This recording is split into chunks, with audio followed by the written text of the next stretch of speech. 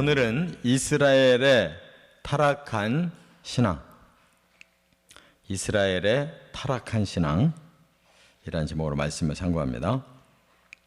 이제 사사에 대한 얘기는 이 앞에 16장까지로 끝이 났어요.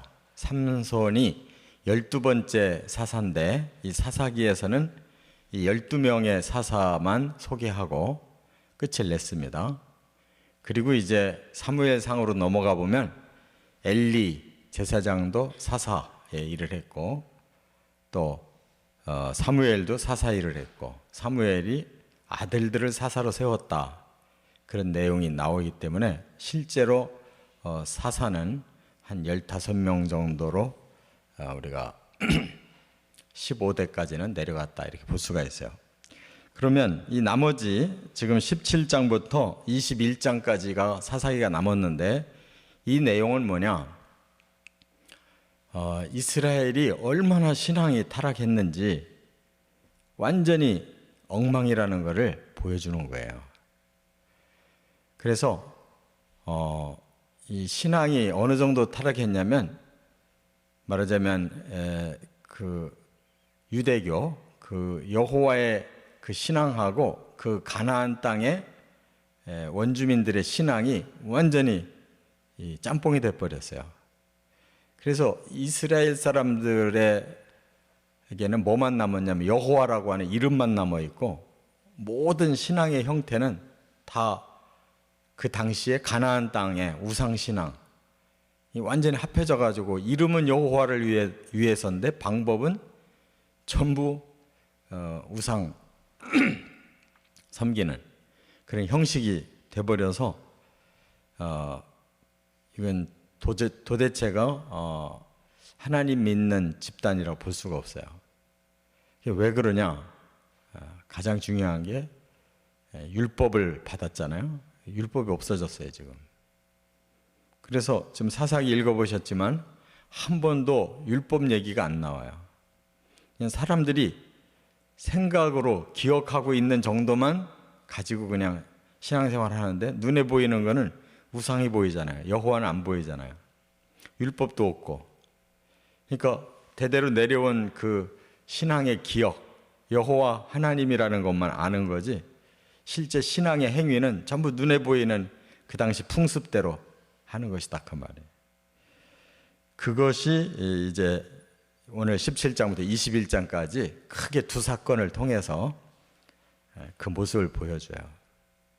그러니까 오늘날도 똑같습니다. 성경책 없으면 기독교는 완전히 엉터리가 되는 거예요.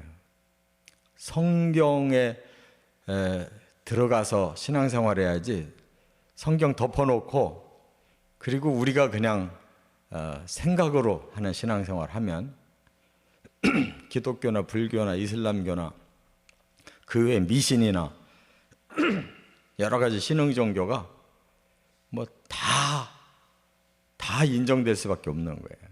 그러니까 어떻게 구분되느냐? 성경에서만 구분을 지어주고 있어요. 지금 이 시대도 위험한 것은 사람들이 성경을 덮어버렸다는 거. 성경은 너무 비과학적인, 그리고 너무 오래된 책이고, 이제 세상이 자꾸 이렇게 바뀔수록 성경은 소용이 없다, 사람들이 이렇게 생각해요. 근데 이거는 영원히 변함없는 하나님의 말씀이다라고 믿지 않기 시작하면 이제 세상은 완전히 종교화가 되는 것입니다. 그래서 오늘 본문에 세 가지 그 문제점을 우리가 볼 수가 있어요. 첫째는 1절부터 4절까지 보면 신상을 만들어 섬겼다 하는 거예요. 보이는 신을 믿어야지 보이지 않는 신을 믿을 수가 없는 거예요, 사람들의 마음에. 그래서 이 계기가 뭐가 되느냐, 어떻게 됐느냐? 이 에브라임 산지에 살던 이 미가라는 사람이 있어요. 에브라임 산지가 어디냐? 그 이스라엘의 중부 한중간에 에브라임 지파가 차지한 땅에, 그 장소가 산지, 좀 높은 곳에 있었어요. 거기에 살던 미가라는 사람이 있었는데, 이 사람이 집안 대대로 좀 부호였던가 봐요. 그 어머니의 돈, 은 1,100개를 훔쳤다 그랬는데 바로 앞에서도 1,100개 얘기가 나오거든요. 은 한 세겔이 4일치의 일당이에요.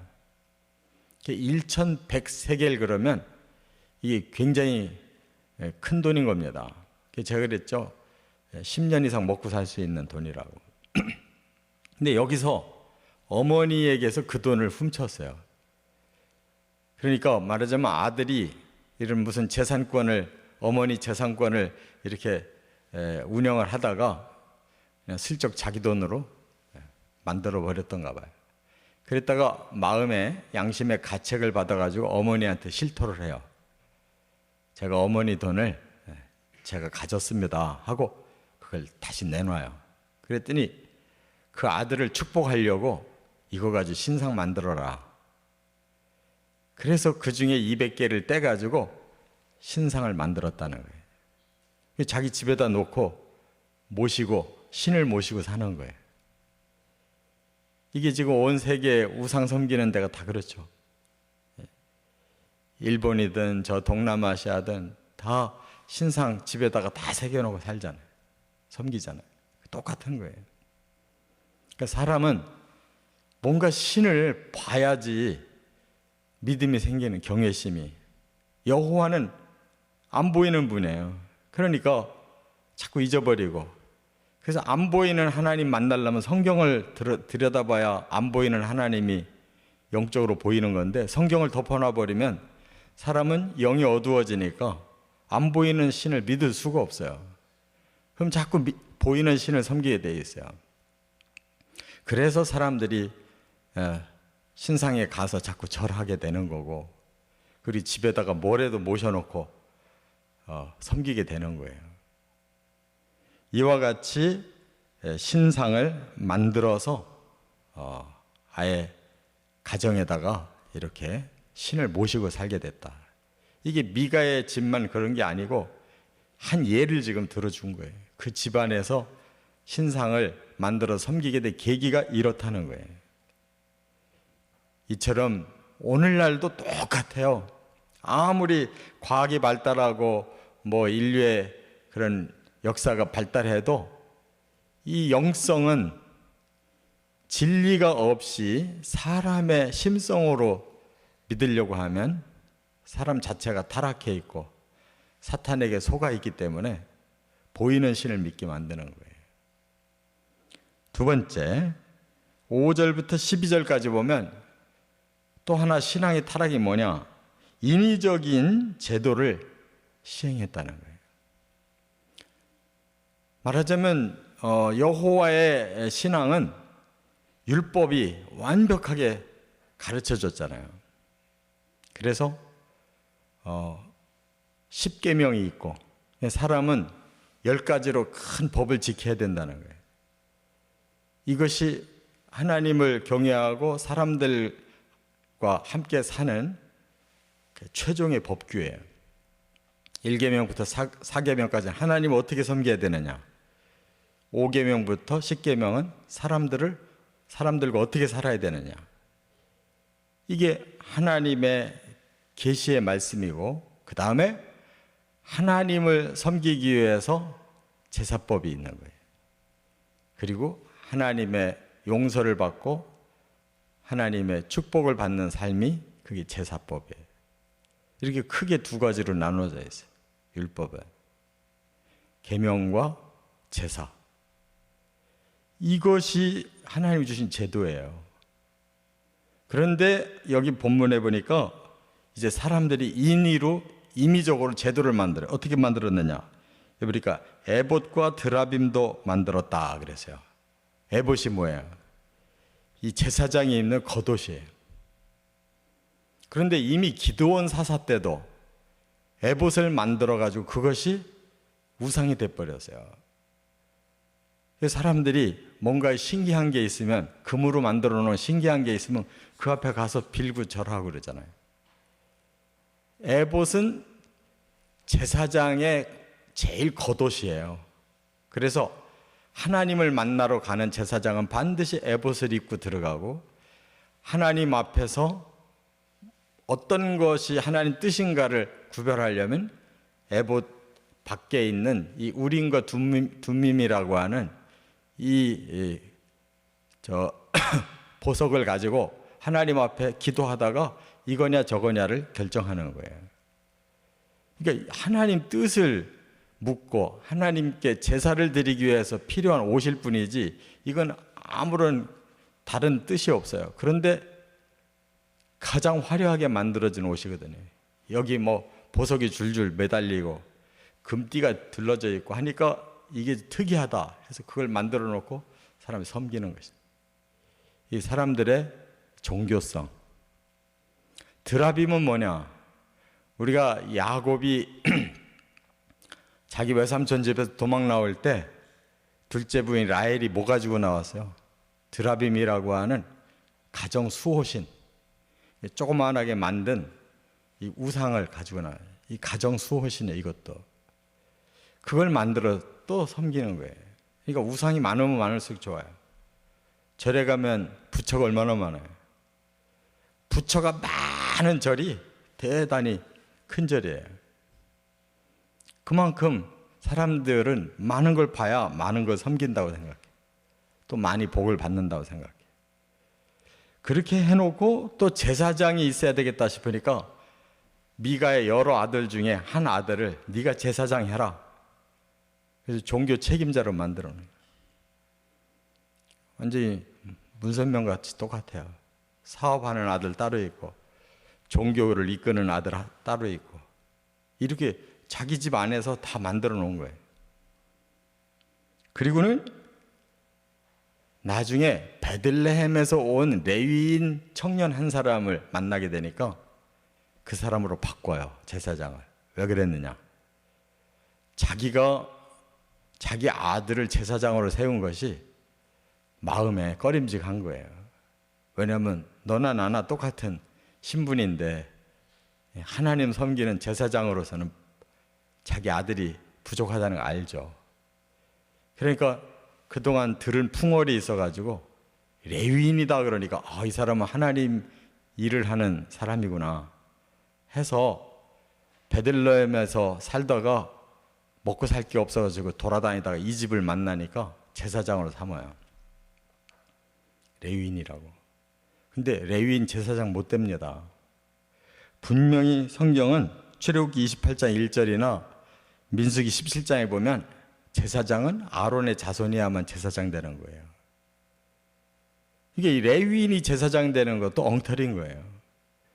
조금 들은 풍월이 있어서 좀 근접은 했지만 그것도 아니라는 말이에요.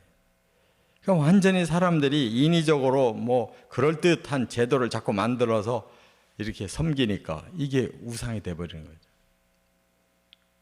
이와 같이 이제 18장에도 나오는데 이 사건이 계속 이어져서 더 확대가 되고 있는데 이 베들레헴에서 온 이 청년 레위인도 본래 베들레헴 사람 안 되는 사람이에요.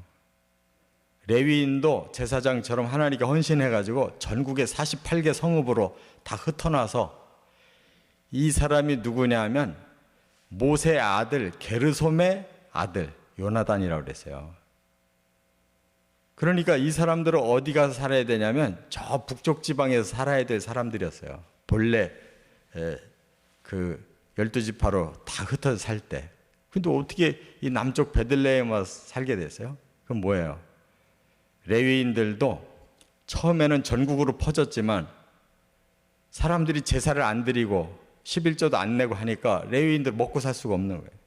일반인처럼 똑같이 자기들이 직업 가지고 먹고 살 수 있는 걸 찾아다니다가 베들레헴까지 내려와 살다가 베들레헴에서 먹고 살 수가 없으니까 또 돌아다녀가지고 에브라임 지파까지 온 거예요. 그러니까 얼마나 이 신앙이 엉터리고 완전히 성경이 완전히 분해돼서 사라진 거예요. 오늘날도 마찬가지예요. 성경을 열고 성경에서 뭘 하나님이 말씀하는지를 자꾸 들여다보려고 해야 되는데 성경은 덮어버려요. 그리고 현실에 맞는 자꾸 제도, 프로그램 자꾸 만들어서 자꾸 키우기만 해. 그럼 교회 아닌 겁니다. 진리가 선포되고 그 진리 속에 역사하는 성령의 임재를 우리가 깨닫고 순종하려고 해야 되는데 자꾸 수없이 프로그램 만들고 수없이 넓히기만 하려고 하니까 이건 종교화가 되는 거예요. 이 사람이 만드는 종교가 되는 것이다. 그 끝이 뭐냐? 여기 세 번째 보니까 13절에 여호와가 복을 주신다고 믿었다는 거예요. 이렇게 해놓고 마지막 말은 뭐라 그래요? 13절에 이에 미가가 이르되 레위인이 내 제사장이 되었으니 이제 여호와께서 내게 복 주실 줄을 아노라 그랬어요. 복 받겠어요? 율법하고는 완전히 엉터리로 신상 세워놓고 에봇과 드라빔 우상 같이 믿고 그리고 엉터리 레위인 어디서 뜨내기를 데려다가 제사장 삼아놓고 그러고 하나님이 우리에게 복 주실 거다. 제대로 하나님의 성소가 만들어졌다는 거예요. 이게 하나님 성소가 아니잖아요. 이름만 여호와를 딱 따지 나머지는 전부 미신과 우상이잖아요. 근데 사람들이 이렇게 믿어요. 지멋대로 다 교회를 운영하고도 하나님 우리에게 복 줄 거래. 기복신앙에 완전히 들어와 있어요.